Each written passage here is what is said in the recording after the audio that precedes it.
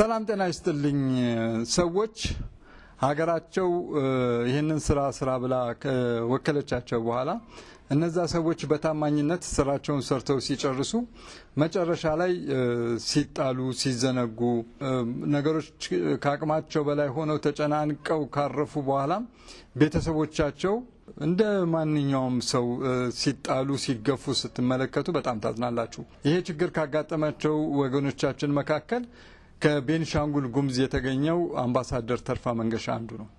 ይሄንን ታሪክ ማቀው ቆይቷል። በጊዜው ግን ኢንቨስቲጌት ለማድረግ ሞክሬ አርፈ ተቀመጥ ስለተባልኩኝ ነው ብዙ ርቀት ያልሄድኩትና ባለቤቱ የሺ አምባሳደር ቢሆንም እሱ ከሞተ በኋላ ግን በብዙ ችግር ውስጥ አልፋ ተራ ገበያ ውስጥ እንቁላል በመሸጥ ነበር ልጆቿን ታሳድግ የነበረውና መጨረሻ ላይ የመጀመሪያ ልጃቸው በአሁኑ ሰዓት ባንድ የእግር ኳስ ቡድን ውስጥ ለኢራቅ መሰለኝ የሚጫወተው ቀደም ሲል ጊዮርጊስ ውስጥም ተጫውቷል መሰለኝ ትልቅ ደረጃ ደርሶላታል። ነገር ግን ያሳለፉት መከራ ቀላል አይደለምና በምስሉ ላይ የምትመለከቱት ነው ተርፋ መንገሻ የፌዴሪ ፕሬዝዳንት ግርማው ለጊዮርጊስ ያው ለአምባሳደሮች ሹመት የሰጡት ደብዳቤ ላይ ለክቡር ሚኒስተር ዮዌሪ ካንታ ሙሴቬኒ የኡጋንዳ ሪፐብሊክ ፕሬዝዳንት ካምፓላ ሰላም ለርሶ ይሁን ይላል።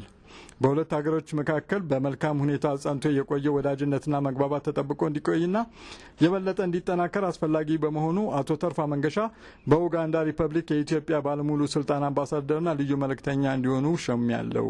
የአቶ ተርፋ መንገሻ ችሎታ ለዚህ በተመረጡበት ከፍተኛ ኃላፊነት ብቁ እንደሚያደርገውና የክቡርነቱን አክብሮትና ልዩ አስተያየት በሚያተርፍበት ሁኔታ ይህን ታላቅ ተግባሩን እንዲፈጽም ሙሉ እምነት አለኝ የሚል ቀጣይ ጽሁፍ ያለው ደብዳቤ ነው የተጻፈለትና ሁለት ሀገሮች ላይ ዩጋንዳና ሩዋንዳ ላይ ሲያገለግል ነበር በአምባሳደርነት። ኢትዮጵያ በብዙ ነገሮች እንድትጠቀምም ሲያደርግ የነበረ ሰው ነውና ከኔ ጋር ፐርሰናሊ እንተዋወቃለን። ተርፋ በጣም ጨዋ በጣም መልካም ሰው ትሁት ሰው ከብዙ ነገር ጸርቶ የኖረ ሰው ራሱን ይጠብቅ የነበረ እና ያረጋል የሚሰጠው የነበረውን ተልኮ በአግባቡ ይፈጽም የነበረ ነው። በዚህ መሰረት የትኩረት ለጉሙዝ ህዝብ የሚለውን ኤንጂኦ ሲያቋቁሙ እኔም ነበርኩኝ። እሱ ነው ዋና መስራች የነበረውና ተርፋ አምባሳደር ሆኖ ካገለገለ በኋላ ግን ያው መጨረሻ ላይ ገለል አድርገውታል። ገለል ከተደረገ በኋላም ብዙ ጊዜ ደሞዝ ሳይከፈለው እንደቆየ ነው ባለቤቱ የምትነግረኝ። በመጨረሻም ጡረታ አልተከበረለትምና ከሞተ በኋላም በሚያሳዝናችሁ ሁኔታ ወደ ቤንሻንጉል እንኳን ተልኮ የተቀበረው በመዋጮ ገንዘብ ነው እና ሊስቱ ሁሉ አለ ባለቤቱ ስትከራከርበት የነበረ ነገር ግን በቃ ለዚህ ማካካሻ በሱዳን ለሚገኘው ኤምባሲ እንደ ሞግዚት ሆና ልጁን እንቅጠራት የሚል ነገር ነው የቀረበውና ታዝናላችሁ እንደነዚህ አይነት ነገሮችን። ለምሳሌ የውጭ ጉዳይ ሚኒስቴር ለመንግስት ሰራተኛ ማህበራዊ ዋስትና ኤጀንሲ የጻፈው ደብዳቤ አለ።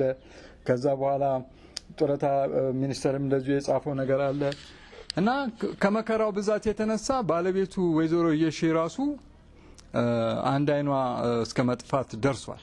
ይሄን ስትመለከቱ ታዝናላችሁ።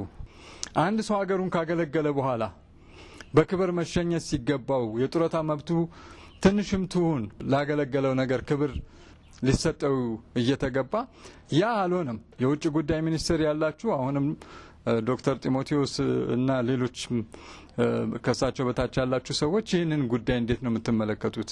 ይህን ቪዲዮ የምትመለከቱ ሰዎች ይህንን ቪዲዮ እስቲ ውጭ ጉዳይ ላሉ ሰዎችም ሼር አድርጓቸው። ቤተሰቦቹ አሉ የአምባሳደር ተርፋ የሆነውን ነገር ንገሩን። ምንድነው የተፈጠረው?